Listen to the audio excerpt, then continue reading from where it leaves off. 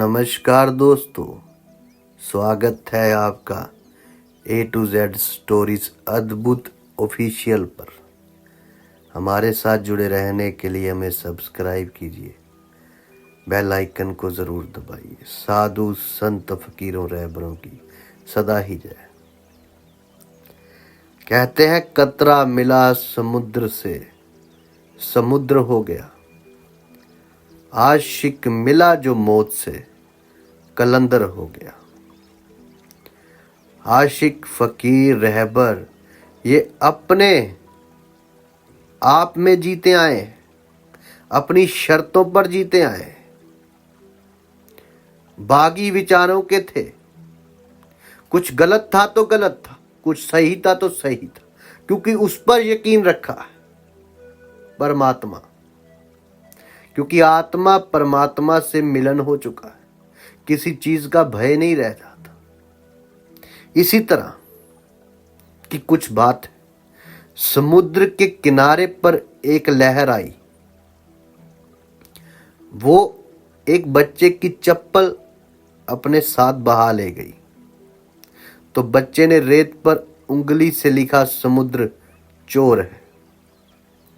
जरा गौर फरमाना, फकीर निंदा भी होती है इनकी, लेकिन वो अपनी मदमस्ती में है।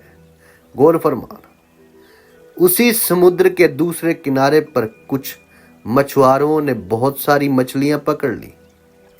एक मछुआरे ने रेत पर लिखा, समुद्र मेरा पालनहार है। एक युवक समुद्र में डूबकर मर गया। उसकी मां ने रेत पर लिख दिया, समुद्र हत्यारा है। दूसरे किनारे पर एक गरीब बूढ़ा टेढ़ी कमर लिए रेत पर टहल रहा था। उसे एक बड़ी सीप में अनमोल मोती मिला। उसने रेत पर लिखा, समुद्र तो दानी है।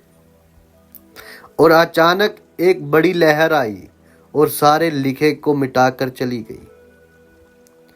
लोग समुद्र के बारे में जो भी कहें, लेकिन विशाल समुद्र अपनी लहरों में मस्त रहता है। अपना उफान और शांति वे अपने हिसाब से तय करता है। जरा गौर फरमाना, साधु संत फकीरों को अगर कोई कुछ बोले भी ना, तो वो शांत रहेंगे। वही शांत रहेंगे जो भीतर से समुद्र की तरफ रवाना हो चुके हैं या समुद्र बन चुके हैं, क्योंकि जितना गहरा होगा उतना ही शांत समुद्र होगा। अब लोग समुद्र के बारे में जो भी कहें, समुद्र तो अपनी लहरों में मस्त रहता है, अपनी बंदगी में अपने यार की सूरत में मस्त रहता है। अपना उफान और शांति वे अपने हिसाब से तय करता है। अगर विशाल समुद्र बनना है, जिंदगी में भी विशाल समुद्र बनना है, तो किसी के निर्णय पर अपना ध्यान ना दें। यही सिखाती है ये बात। जो करना है अपने हिसाब से करें, जो गुजर गया उसकी चिंता में ना रहे। हार जीत, खोना पाना, सुख दुख, इन सब के चलते मन विचलित ना करें।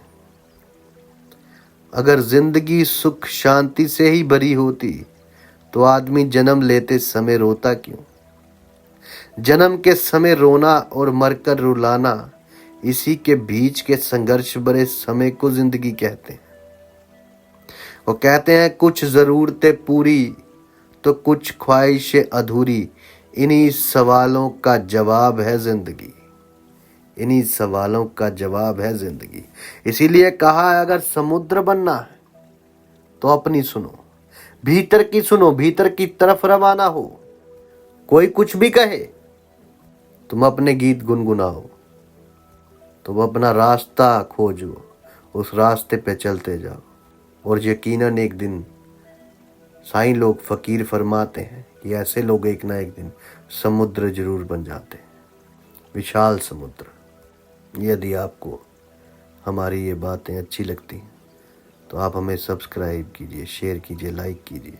कमेंट आपका बहुमूल्य है। आप सबके भीतर बसे उस परमात्मा को मेरा प्रणाम।